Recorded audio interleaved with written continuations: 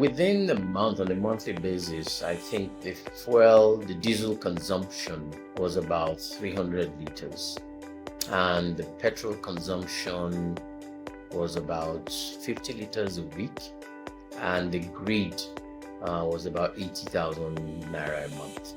So those are the three components of power consumption: the grid, petrol, and diesel.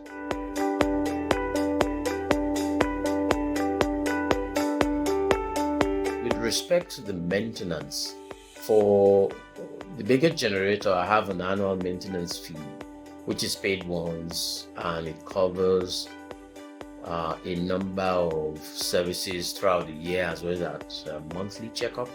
So that is not a significant cost. When you break it down on a monthly basis, maybe that will be about 25,000 naira or something. My first instinct was whether the system will live up to what it was designed to do, especially given the cost of the initial startup cost.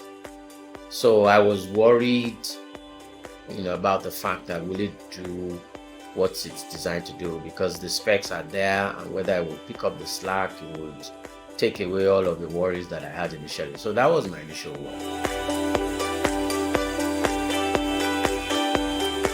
Quite a few. I remember I was interested in understanding how much power the solar panels will generate, how long, how many hours of power, life does it have, including the inverter batteries, whether I was going to be able to completely ignore the grid. So all of those questions I asked, and bottom line is that I wanted to be sure that I could depend on the solar panels as well as the batteries for all of my power.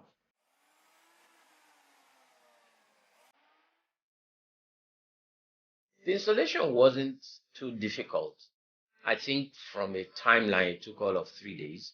But outside of the banging on the roof when the solar panels will be installed, the internal works were quite simple, straightforward, and it was done without a lot of hassle.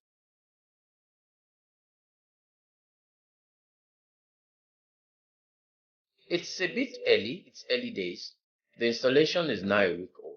So the questions that I've asked have been answered, especially after installation, where I started to see a different side of the system operating. So I've been worrying about how the system interchanges between solar and the grid, and I wanted to see that solar was primary. So all those questions have been answered, but there's still some work which PAM is doing at the moment to make the system more efficient.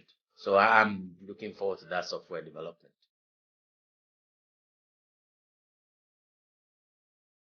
So if their intention is to have a robust system that takes the burden of generating power, then I would recommend that they should do the PAM system, because it's also a very expensive system.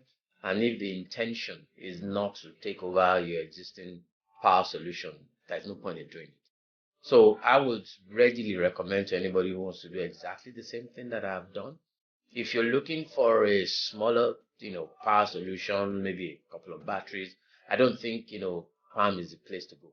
But if you want a real power solution where you are able to cut out both the fuel consumption, which is a problem today, then I would recommend it.